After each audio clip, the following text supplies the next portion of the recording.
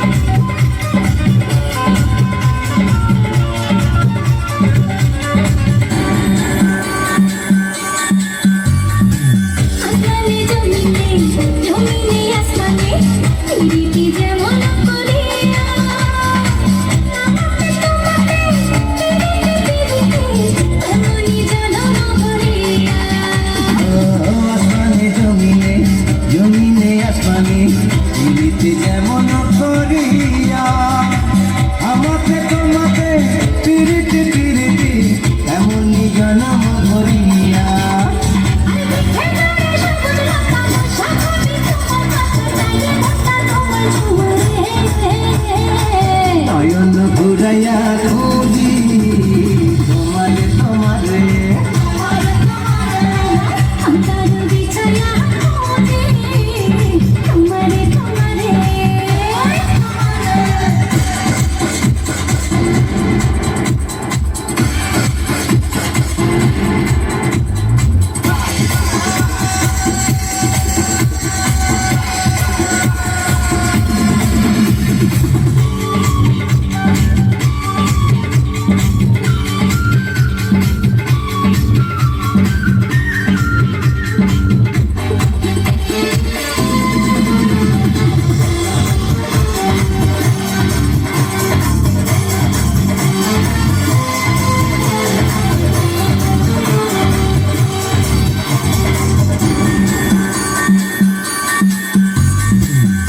বসে নিশিতে চাই ভালোবাসিতে কি জাদু তুমি যে করিলা জাগিয়া